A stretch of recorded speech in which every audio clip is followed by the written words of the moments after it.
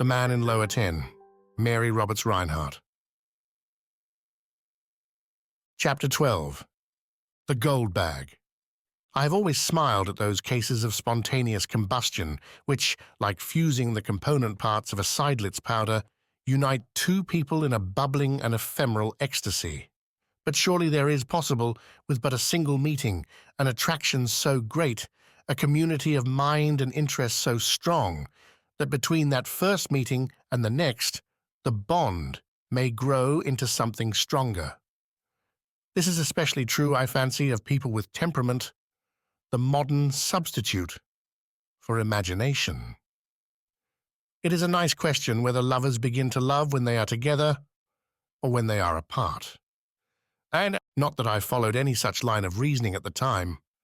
I would not even admit my folly to myself. But during the restless hours of that first night after the accident, when my back ached with lying on it, and any other position was torture, I found my thoughts constantly going back to Alison West. I dropped into a doze to dream of touching her fingers again to comfort her, and awoke to find I had patted a teaspoonful of medicine out of Mrs. Clopton's indignant hand. What was it McKnight had said about making an egregious ass of myself? And that brought me back to Richie, and I fancy I groaned. There is no use expatiating on the friendship between two men who have gone together through college, have quarreled and made it up, fussed together over politics and debated creeds for years. Men don't need to be told, and women cannot understand. Nevertheless, I groaned. If it had been anyone but Rich. Some things were mine, however, and I would hold them. The halcyon breakfast, the queer hat, the pebble in her small shoe, the gold bag with the broken chain, the bag. Why, it was in my pocket at that moment. I got up painfully and found my coat. Yes, there was the purse, bulging with an opulent suggestion of wealth inside. I went back to bed again, somewhat dizzy, between effort and the touch of the trinket, so lately hers. I held it up by its broken chain and gloated over it. By careful attention to orders, I ought to be out in a day or so. Then I could return it to her. I really ought to do that. It was valuable, and I wouldn't care to trust it to the mail. I could run down to Richmond and see her once. There was no disloyalty to Rich in that. I had no intention of opening the little bag. I put it under my pillow, which was my reason for refusing to have the linen slips changed, to Mrs. Clopton's dismay. And sometimes during the morning, while I lay under a virgin field of white, ornamented with strange flowers, my cigarettes hidden beyond discovery, and science and health on a table by my elbow, as if by the merest accident, I slid my hand under my pillow and touched it reverently. McKnight came in about 11. I heard his car at the curb, followed almost immediately by his slam at the front door and his usual clamor on the stairs. He had a bottle under his arm, rightly surmising that I had been forbidden stimulant, and a large box of cigarettes in his pocket, suspecting my deprivation. "Well," he said cheerfully, "how did you sleep after keeping me up half the night?" I slid my hand around. The purse was well covered. "Have it now, or wait till I get the cork out?" he rattled on. "I don't want anything," I protested. "I wish you wouldn't be so darned cheerful, Richie." He stopped whistling to stare at me. "I am saddest when I sing," he quoted unctuously. "It's pure reaction, Lolly. Yesterday the sky was low. I was digging for my best friend. Today he lies before me, his peevish self. Yesterday I thought the notes were burned. Today I look forward to a good cross-country chase, and with luck we will draw." His voice changed suddenly. Yesterday she was in Seal Harbor. Today she is here. "Here in Washington?" I asked, as naturally as I could. "Yes, going to stay a week or two." "Oh, I had a little hen and she had a wooden leg, and nearly every morning she used to lay an egg." "Will you stop that racket, Rich? It's the real thing this time, I suppose?" "She's the best little chicken that we have on the farm. and another little drink won't do us any harm," he finished, twisting out the corkscrew. Then he came over and sat down on the bed. "Well," he said judicially, "since you drag it from me, I think perhaps it is. You're such a confirmed woman-hater that I hardly knew how you would take it." "Nothing of the sort," I denied testily, "because a man reaches the age of 30 without making maudlin love to every—" "I've taken to long country rides," he went on reflectively, without listening to me, "and yesterday I ran over a sheep, nearly went into the ditch. But there's a providence that watches over fools and lovers, and just now I know darned well that I'm one, and I have a sneaking idea I'm both." "You are both," I said with disgust. "If you can be rational for one moment, I wish you would tell me why that man Sullivan called me over the telephone yesterday morning. Probably hadn't yet discovered the Bronson notes, providing you hold to your theory that the theft was incidental to the murder. May have wanted his own clothes again, or to thank you for yours. Search me. I can't think of anything else." The doctor came in just then. As I said before, I think a lot of my doctor when I am ill. He is a young man with an air of breezy self-confidence and good humor. He looked directly past the bottle, which is a very valuable accomplishment, and shook hands with McKnight until I could put the cigarettes under the bedclothes. He had interdicted tobacco. Then he sat down beside the bed and felt around the bandages with hands as gentle as a baby's. "Pretty good shape," he said. "How did you sleep?" "Oh, occasionally," I replied. "I would like to sit up, doctor." "Nonsense. Take a rest while you have an excuse for it. I wish to thunder I could stay in bed for a day or so. I was up all night." "Have a drink," McKnight said, pushing over the bottle. "Twins," the doctor grinned. "Have 2 drinks." But the medical man refused. "I wouldn't even wear a champagne-colored necktie during business hours," he explained. "By the way, I had another case from your accident, Mr. Blakely, late yesterday afternoon. Under the tongue, please." He stuck a thermometer in my mouth. "I had a sudden terrible vision of the amateur detective coming to light, notebook, cheerful impertinence, and incriminating data." "A small man?" I demanded. "Gray hair?" "Keep your mouth closed," the doctor said peremptorily. "No, a woman with a fractured skull. Beautiful case. Van Kirk was up to his eyes and sent for me. Hemorrhage, right-sided paralysis, irregular pupils, all the trimmings. Worked for 2 hours." "Did she recover?" McKnight put in. He was examining the doctor with a new awe. "She lifted her right arm before I left," the doctor finished cheerily, "so the operation was a success, even if she should die." "Good heavens," McKnight broke in, "and I thought you were just an ordinary mortal like the rest of us. Let me touch you for luck. Was she pretty?" "Yes, and young. Had a wealth of bronze-colored hair. Upon my soul, I hated to cut it." McKnight and I exchanged glances. "Do you know her name, doctor?" I asked. "No. The nurses said her clothes came from a Pittsburgh tailor." "She is not conscious, I suppose?"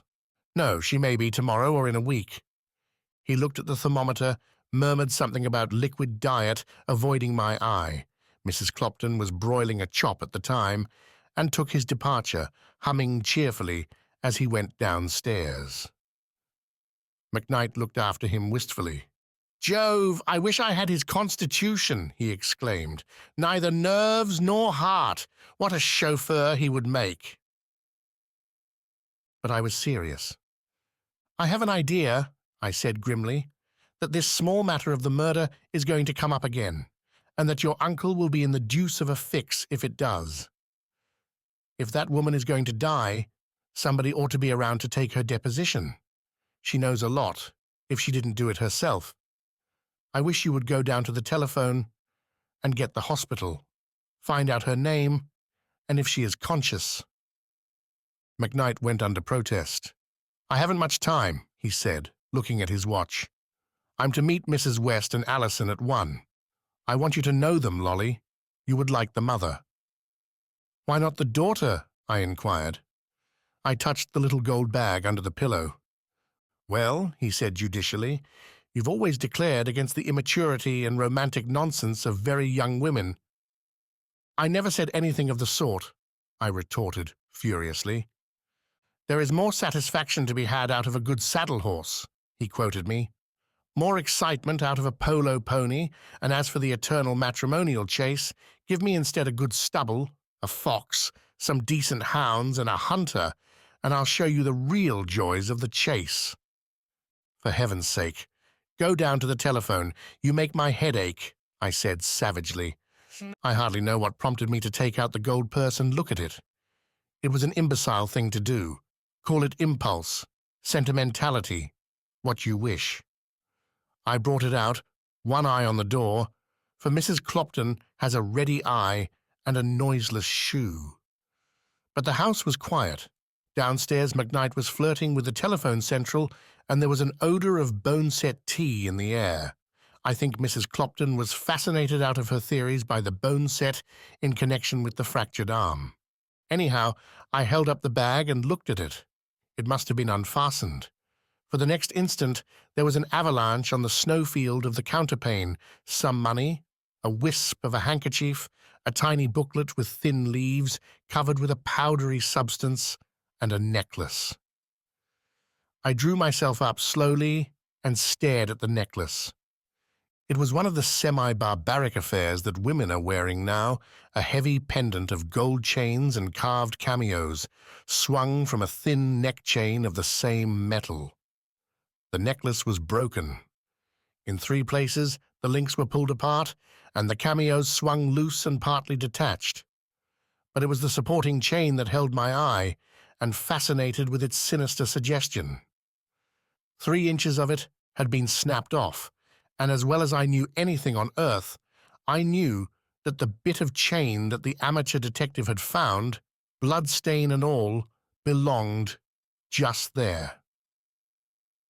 And there was no one I could talk to about it, no one to tell me how hideously absurd it was, no one to give me a slap and tell me there are tons of fine gold chains made every year, or to point out the long arm of coincidence.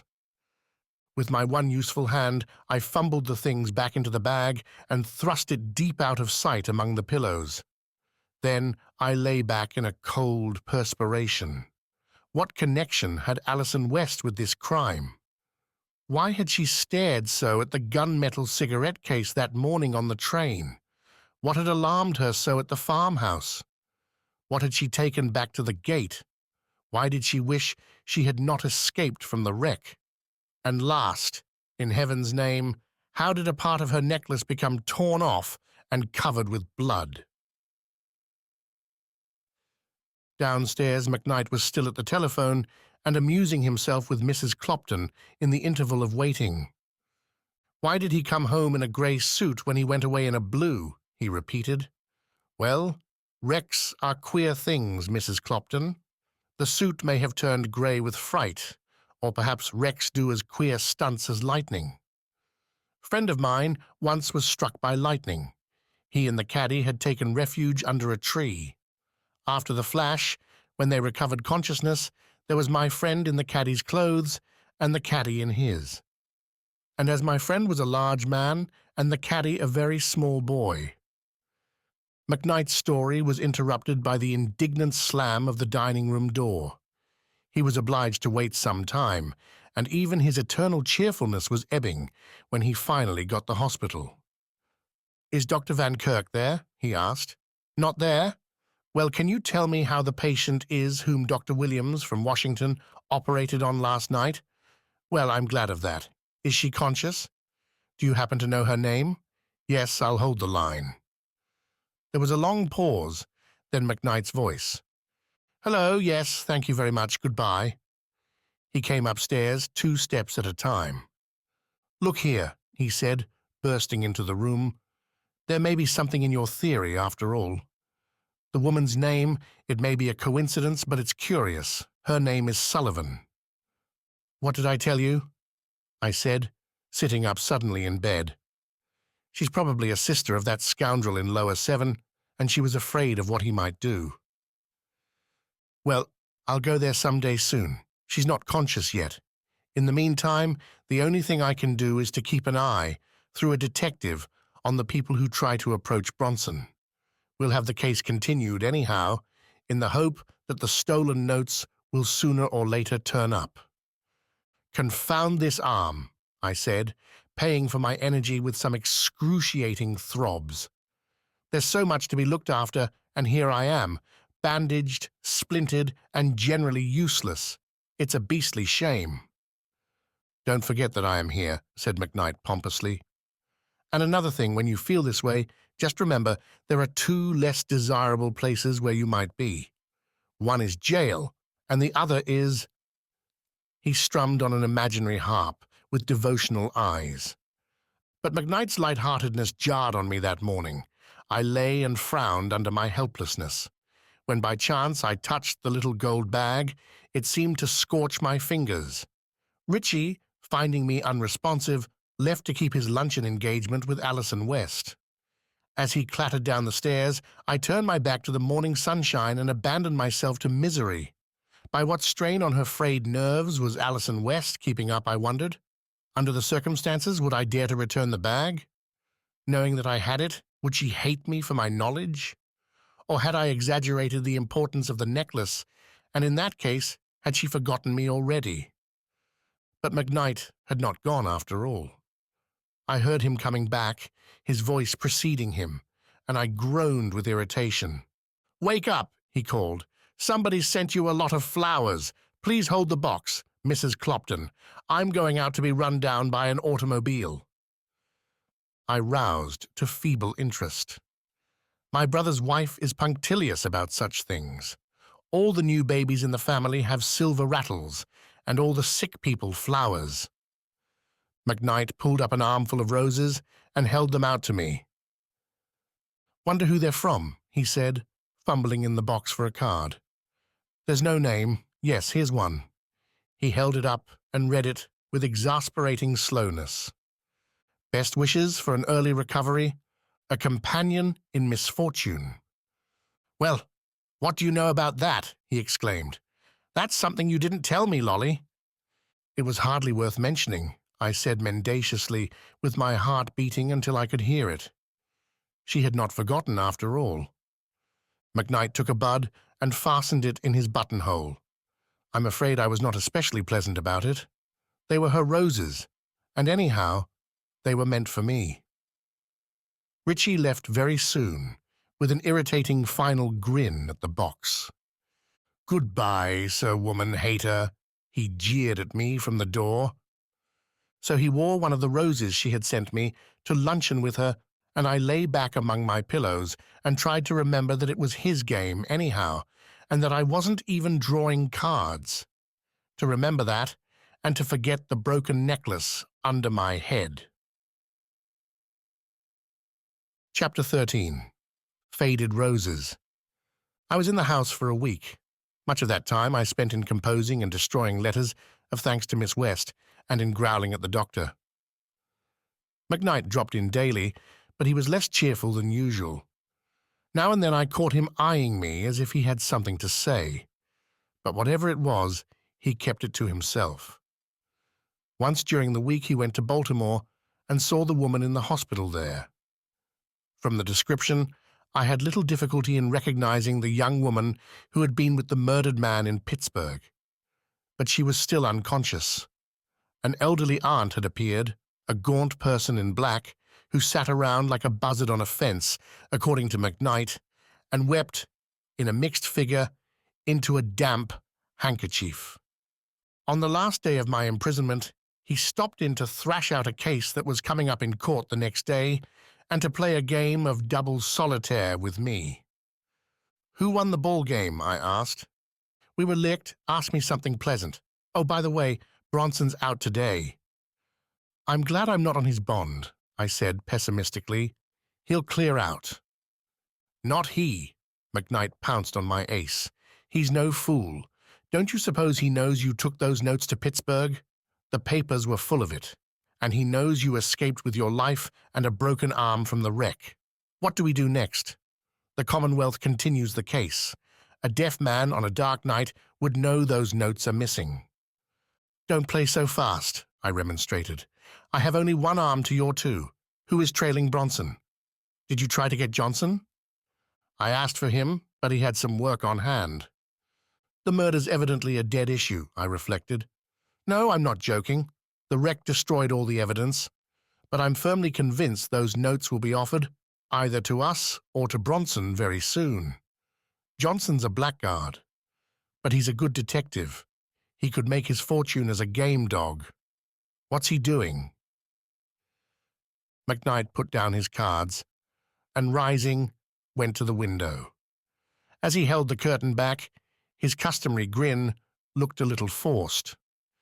To tell you the truth, Lolly, he said, for the last 2 days he has been watching a well-known Washington attorney named Lawrence Blakely. He's across the street now. It took a moment for me to grasp what he meant. Why, it's ridiculous, I asserted. What would they trail me for? Go over and tell Johnson to get out of there, or I'll pot at him with my revolver. You can tell him that yourself. McKnight paused and bent forward. Hello. Here's a visitor, little man with string halt. I won't see him, I said firmly. I've been bothered enough with reporters. We listened together to Mrs. Clopton's expostulating tones in the lower hall and the creak of the boards as she came heavily up the stairs.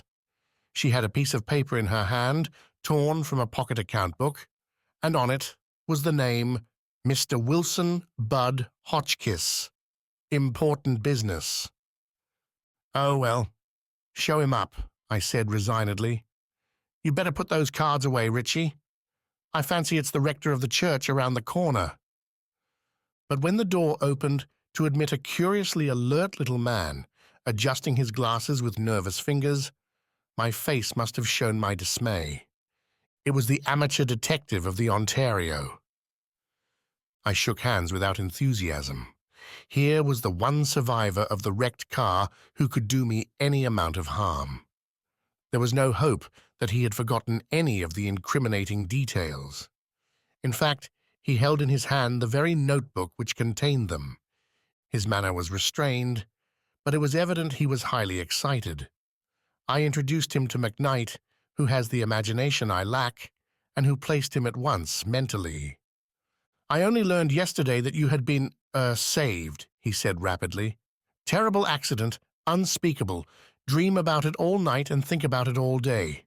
Broken arm? No, he just wears the splint to be different from other people, McKnight drawled lazily. I glared at him. There was nothing to be gained by antagonizing the little man. Yes, a fractured humerus, which isn't as funny as it sounds. Humorous, humorous. Pretty good, he cackled. I must say you keep up your spirits pretty well, considering everything. You seem to have escaped injury, I parried. He was fumbling for something in his pockets. Yes, I escaped, he replied abstractedly. Remarkable thing, too. I haven't a doubt I would have broken my neck, but I landed on, you'll never guess what. I landed head first on the very pillow which was under inspection at the time of the wreck. You remember, don't you? Where did I put that package? He found it finally and opened it on a table, displaying with some theatricalism a rectangular piece of muslin and a similar patch of striped ticking. You recognize it? He said. The stains, you see, and the hole made by the dirk. I tried to bring away the entire pillow, but they thought I was stealing it and made me give it up. Richie touched the pieces gingerly. By George, he said, and you carry that around in your pocket. What if you should mistake it for your handkerchief? But Mr. Hotchkiss was not listening. He stood bent somewhat forward, leaning over the table, and fixed me with his ferret-like eyes. Have you seen the evening papers, Mr. Blakely? He inquired. I glanced to where they lay unopened and shook my head. Then I have a disagreeable task, he said with evident relish. Of course you had considered the matter of the man Harrington's death closed after the wreck. I did myself. As far as I was concerned, I meant to let it remain so.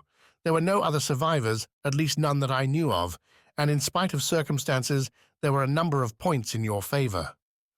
Thank you, I put in with a sarcasm that was lost on him.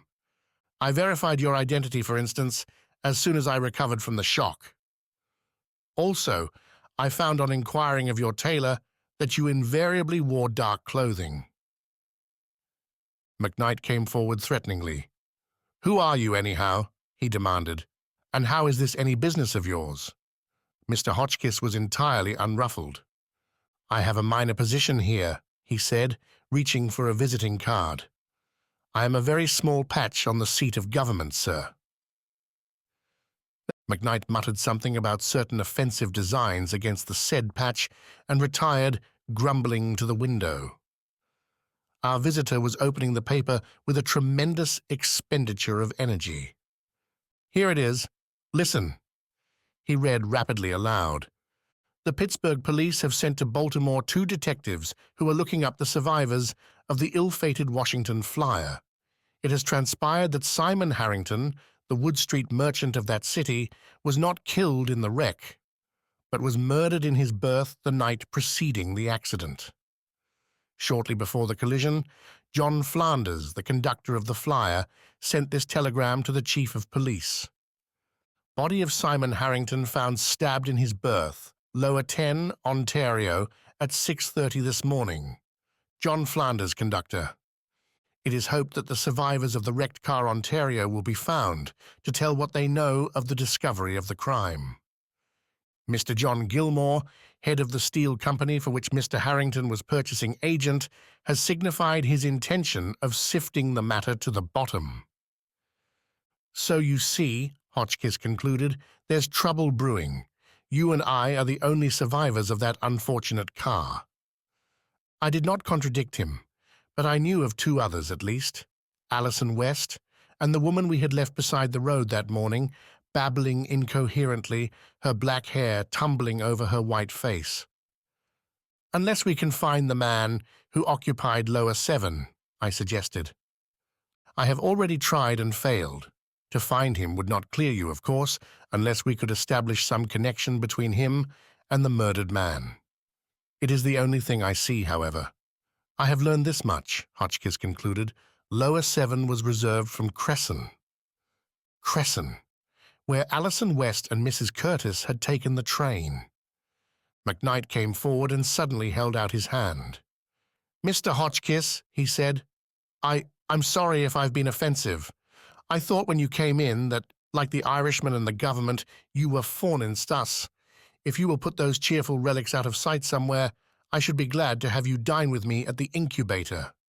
His name for his bachelor apartment. Compared with Johnson, you are the great original protoplasm. The strength of this was lost on Hotchkiss, but the invitation was clear. They went out together, and from my window I watched them get into McKnight's car. It was raining, and at the corner the cannonball skidded. Across the street, my detective Johnson looked after them with his crooked smile. As he turned up his collar, he saw me and lifted his hat. I left the window and sat down in the growing dusk. So the occupant of Lower 7 had got on the car at Cresson, probably with Alison West and her companion. There was someone she cared about enough to shield. I went irritably to the door and summoned Mrs. Clopton. You may throw out those roses, I said, without looking at her. They are quite dead. They have been quite dead for 3 days, she retorted spitefully. Euphemia said you threatened to dismiss her if she touched them. Chapter 14. The Trapdoor. By Sunday evening, a week after the wreck, my inaction had goaded me to frenzy. The very sight of Johnson across the street or lurking, always within sight of the house, kept me constantly exasperated. It was on that day that things began to come to a focus, a burning glass of events that seemed to center on me. I dined alone that evening in no cheerful frame of mind. There had been a polo game the day before, and I had lent a pony, which is always a bad thing to do. And she had wrenched her shoulder, besides helping to lose the game. There was no one in town. The temperature was 90 and climbing, and my left hand persistently cramped under its bandage. Mrs. Clopton herself saw me served, my bread buttered and cut in tidbits, my meat ready for my fork. She hovered around me maternally, obviously trying to cheer me. "The paper says still warmer," she ventured. "The thermometer is 92 now." "And this coffee is 250, I said, putting down my cup. "Where is Euphemia? I haven't seen her around or heard a dish smash all day." "Euphemia is in bed," Mrs. Clopton said gravely. "Is your meat cut small enough, Mr. Lawrence?" Mrs. Clopton can throw more mystery into an ordinary sentence than anyone I know. She can say, "Are your sheets damp, sir?" And I can tell from her tone that the house across the street has been robbed, or that my left-hand neighbor has appendicitis. So now I looked up and asked the question she was waiting for. "What's the matter with Euphemia?" I inquired idly. "Frightened into her bed," Mrs. Clopton said in a stage whisper. "She's had 3 hot water bottles and she hasn't done a thing all day but moan." "She oughtn't to take hot water bottles," I said in my severest tone. "One would make me moan. You need not wait. I'll ring if I need anything." Mrs. Clopton sailed to the door, where she stopped and wheeled indignantly. "I only hope you won't laugh on the wrong side of your face some morning, Mr. Lawrence," she declared with Christian fortitude. "But I warn you, I am going to have the police watch that house next door." I was half inclined to tell her that both it and we were under police surveillance at that moment. But I like Mrs. Clopton, in spite of the fact that I make her life a torment for her, so I refrained. Last night, when the paper said it was going to storm, I sent Euphemia to the roof to bring the rugs in. Eliza had slipped out, although it was her evening in. Euphemia went up to the roof. It was 11 o'clock, and soon I heard her running downstairs crying. When she got to my room, she just folded up on the floor. She said there was a black figure sitting on the parapet of the house next door, the empty house, and that when she appeared it rose and waved long black arms at her and spit like a cat. I had finished my dinner and was lighting a cigarette. "If there was anyone up there, which I doubt, they probably sneezed," I suggested. "But if you feel uneasy, I'll take a look around the roof tonight before I turn in. As far as Euphemia goes, I wouldn't be uneasy about her. Doesn't she always have an attack of some sort when Eliza rings in an extra evening on her?" So I made a superficial examination of the window locks that night, visiting parts of the house that I had not seen since I bought it. Then I went to the roof. Evidently, it had not been intended for any purpose save to cover the house, for unlike the houses around, there was no staircase.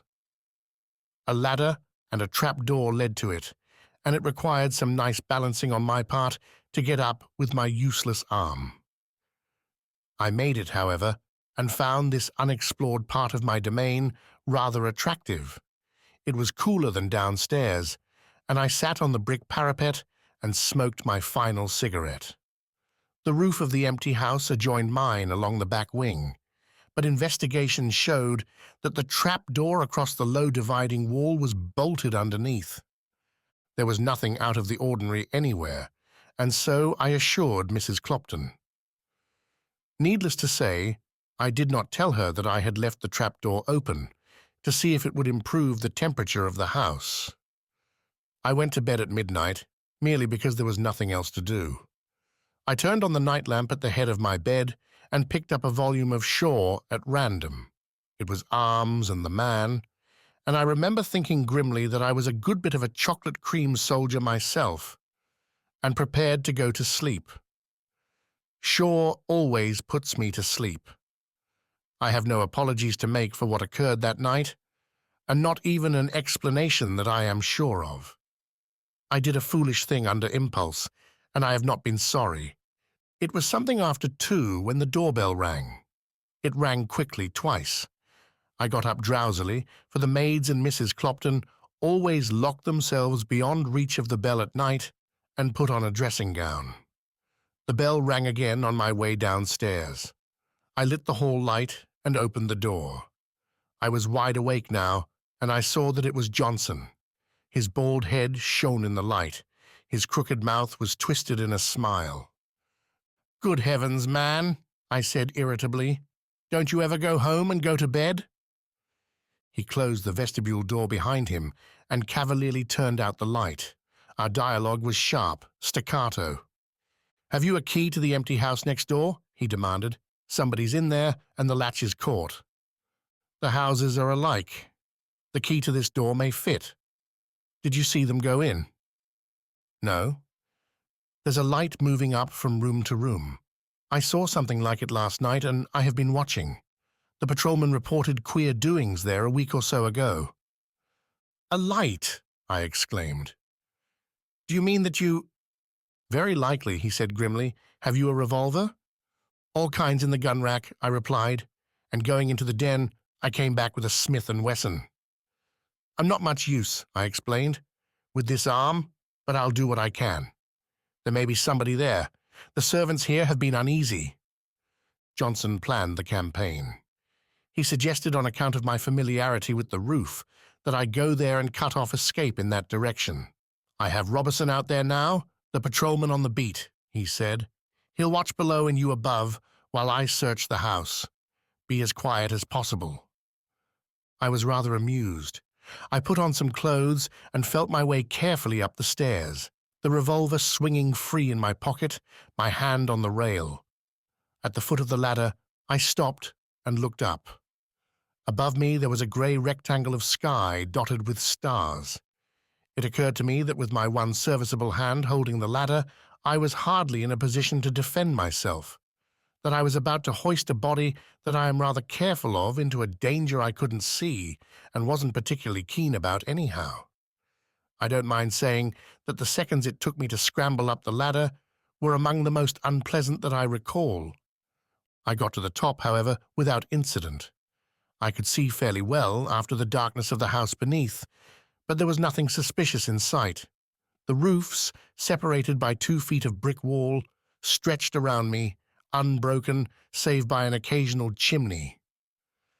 I went very softly over to the other trap, the one belonging to the suspected house. It was closed, but I imagined I could hear Johnson's footsteps ascending heavily. Then even that was gone. A nearby clock struck 3 as I stood waiting. I examined my revolver then, for the first time, and found it was empty. I had been rather skeptical until now. I had had the usual tolerant attitude of the man who is summoned from his bed to search for burglars, combined with the artificial courage of firearms. With the discovery of my empty gun, I felt like a man on the top of a volcano in lively eruption. Suddenly, I found myself staring incredulously at the trapdoor at my feet. I had examined it early in the evening and found it bolted. Did I imagine it, or had it raised about an inch? Wasn't it moving slowly as I looked? No, I am not a hero. I was startled almost into a panic. I had one arm, and whoever was raising that trapdoor had 2. My knees had a queer inclination to bend the wrong way. Johnson's footsteps were distinct enough, but he was evidently far below. The trap, raised perhaps 2 inches now, remained stationary. There was no sound from beneath it. Once I thought I heard 2 or 3 gasping respirations. I am not sure they were not my own. I wanted desperately to stand on one leg at a time and hold the other up out of focus of a possible revolver. I did not see the hand appear.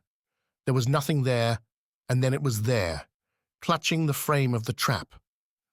I did the only thing I could think of. I put my foot on it. There was not a sound from beneath. The next moment I was kneeling and had clutched the wrist just above the hand. After a second's struggle, the arm was still. With something real to face, I was myself again. "Don't move, or I'll stand on the trap and break your arm," I panted. What else could I threaten? I couldn't shoot. I couldn't even fight. "Johnson," I called. And then I realized the thing that stayed with me for a month, the thing I cannot think of even now without a shudder.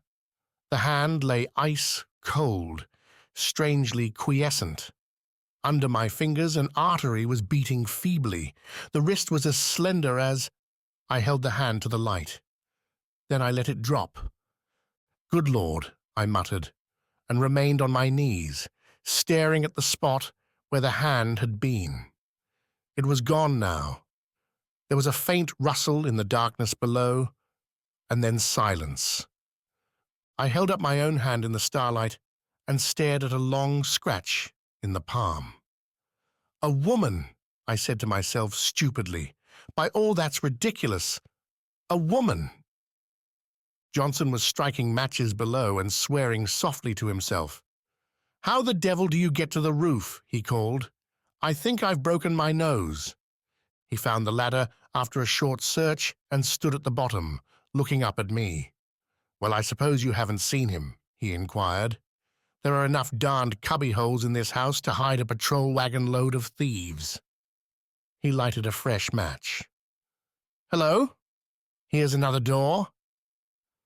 By the sound of his diminishing footsteps, I supposed it was a rear staircase.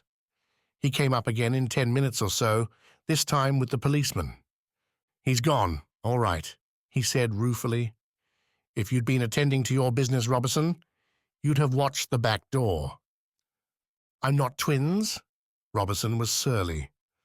"Well," I broke in as cheerfully as I could, "if you are through with this jolly little affair and can get down my ladder without having my housekeeper ring the burglar alarm, I have some good Monongahela whiskey, eh?" They came without a second invitation across the roof, and with them safely away from the house, I breathed more freely. Down in the den, I fulfilled my promise, which Johnson drank to the toast, coming through the rye. He examined my gun rack with the eye of a connoisseur, and even when he was about to go, he cast a loving eye back at the weapons. "Ever been in the army?" he inquired.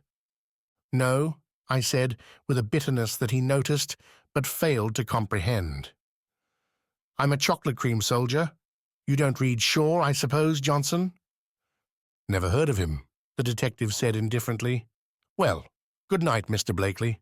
Much obliged." At the door, he hesitated and coughed. "I suppose you understand, Mr. Blakely," he said awkwardly, "that this, surveillance is all in the day's work. I don't like it, but it's duty. Every man to his duty, sir." "Sometime when you are in an open mood, Johnson," I returned, "you can explain why I am being watched at all."